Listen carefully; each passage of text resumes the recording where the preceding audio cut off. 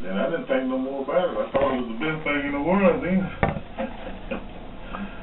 Going back to when you first went to World Class, when you switched territories from like Mid-South to World Class, did the fans know who you were in World Class, or did you pretty much have to start from scratch? No, I didn't have to start from scratch because what they would do, Bill Watts at Mid-South sent a video into Dallas, and Dallas would use that video because the television wasn't laughing. I'm pretty sure so few people knew, but the majority didn't. And they would show it on television, and after that I would come in, it was just like starting all over new again. What was your first impressions of Fritz von Erich? When I first met Fritz, I mean, he was all right, but I knew he wasn't a Bill Watts, and I didn't believe I would ever meet another Bill Watts. You know, being good to me, being fair enough. So, but anyway, I still done good there, and I was treated all right until toward the end. Do you think that Fritz was as good as booking as Bill Watts? No, not close. What do you think made Bill Watts a better booker? Because Bill Watts was just more business, and Bill Watts was like he would put the fine on you if you're late. And I think he could just walk in Fritz territory anytime. His own sons did it, so you know we would do it. I mean, I didn't, but the other guys would do it. Do you think that Fritz pushed his sons too much?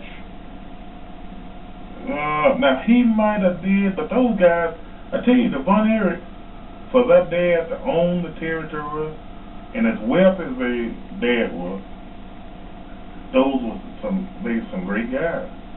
They didn't have the big head. I thought they were just because they was Fritz's son that they could do anything. Excuse me. They didn't think like that. And they would always come up, shake my hand, hug me. And I learned a lot from Erich. What did you learn from Erich? I learned my most favorite, the leapfrog. And you didn't see a big 400-pound guy doing a leapfrog during that time. Erich called it one time in the ring. He said, "Okay, why don't you throw me in, and I'm gonna duck the chop, and then leapfrog."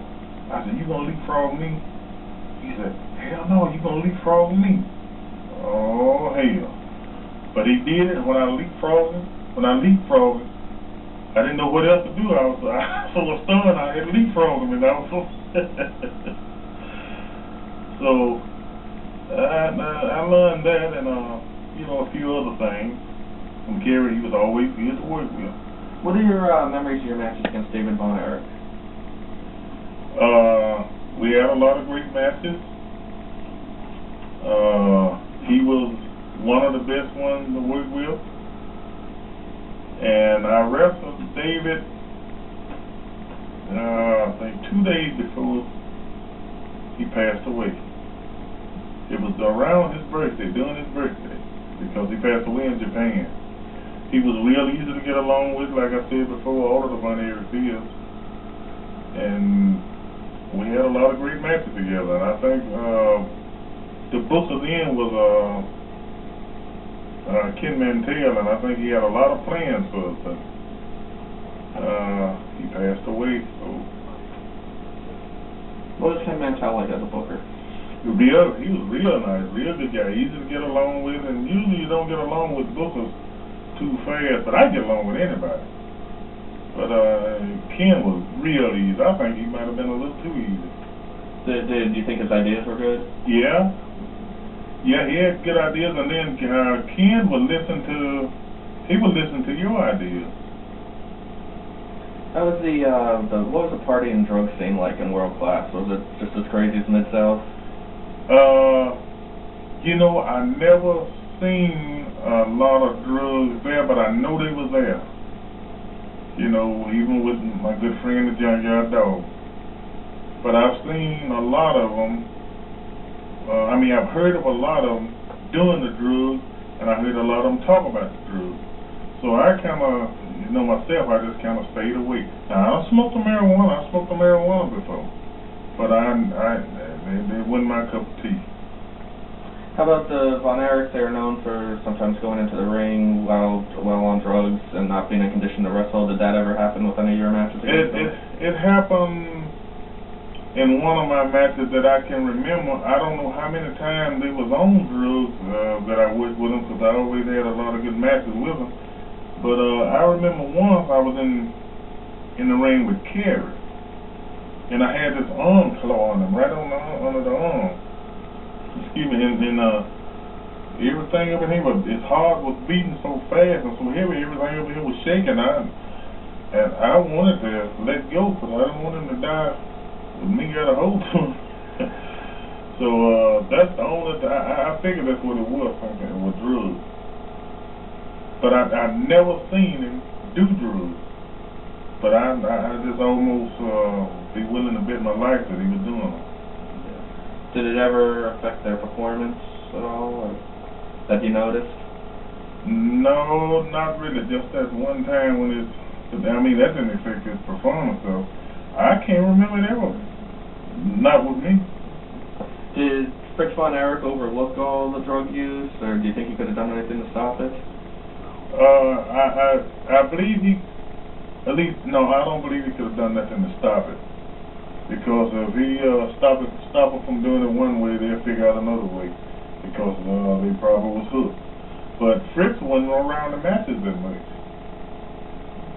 Why do you think that there was so much suicide in the Von Erich family? Do you think anything could have been done to prevent it? I never understood that. I don't know. I really don't know.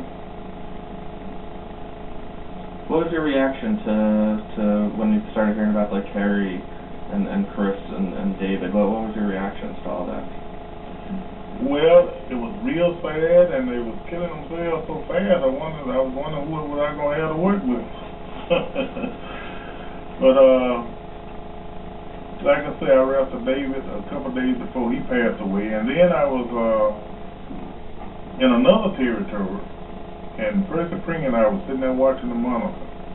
I remember when he was fired, when Kerry was fired, and Kerry said that he was going to sign autographs. He didn't want us to know he was fired. We was at the building that night, and he said he was going to sign autographs for some guy. WWF? Yeah. Okay. Yeah, he said, guys, I'm going to sign autographs. He had been fired. And he was going to sign autographs for some guy, but I can't remember the name. And after he left, all the guys said, "Did you hear that? The guy he's supposed to be signing autographs for been dead for 30 years." So that's what he said. And so Percy told me, said, "Watch this. Said the next time we hear from Kerry, he'll be dead."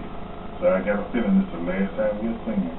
We were sitting in Minneapolis, Minnesota, in the dressing room. Percy and I and some more guys. And they had come across the screen.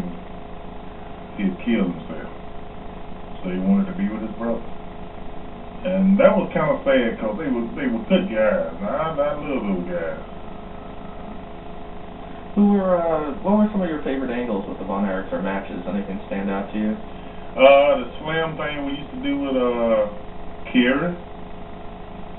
Slam thing we used to do with Kerry, and then the claw. I remember Kerry he used to tease the people. He almost slamming, and people be on their feet. And I would do something, you have to let me back down. So I liked that. How about any of the big shows, like the Texas Stadium shows? Any kind of memories from any of those? I was on one Texas Stadium show, and that was the last time that I can remember that I worked for Fritz now. But I worked against Kabuki on that show, and the payoff was terrible. I had been making good money with Fritz, but the payoff was terrible. They even paid the girls a lot more than they paid me.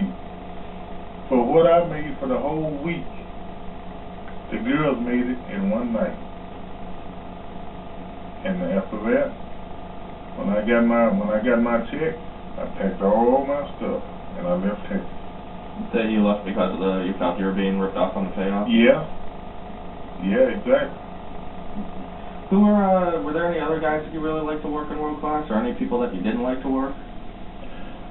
No, I had some favorites like the Von Erich, Iceman King Paulson. I love working with him.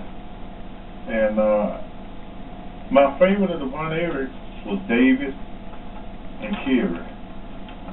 I mean, I worked with Kevin, but David and Kerry was my favorite. Why did you like working with them more than the other Von Erichs? They just seemed to click better than Kerry. I mean, I'm not knocking, Kevin. I'm not knocking Kevin, but I just worked better with them, had better response, and our timing was more together than with Kevin. I mean, he probably feels the same way about me. Outside the ring, did you take the same measures to keep the character and kayfabe that you did in Mid-South? Yeah, I did. Were there any stories like where fans went after you the way that they did in Mid-South, or followed you, or you found danger or anything like that? Yeah.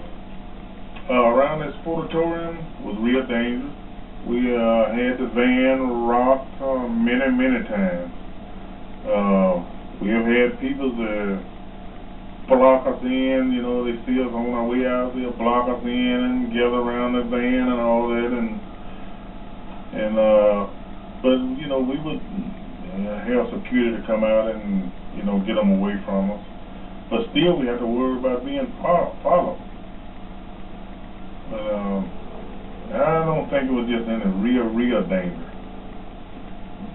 Was it the same performing in front of the crowds? Did you have to change your act at all for the World Class crowd as compared to like the Memphis or the Mid-South crowd? No, I did the same thing. Exactly the same thing.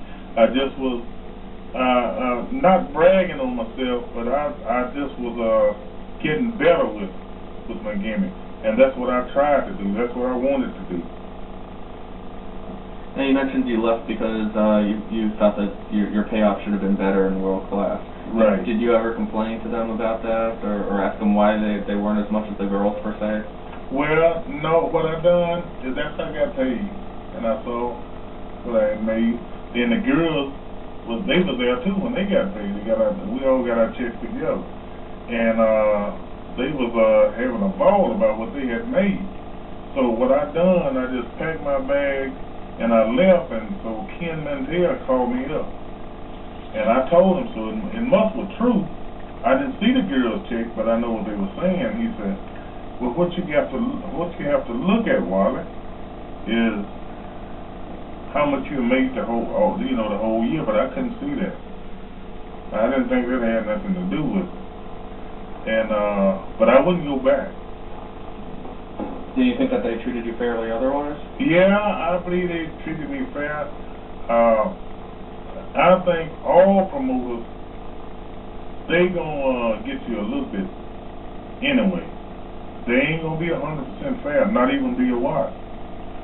But as long as I was happy, you know, it was all right. Did you have another job set up when you left World Class? They had asked me about coming into, I think it was the NWA in North Carolina with Jim Crockett Promotion. They asked me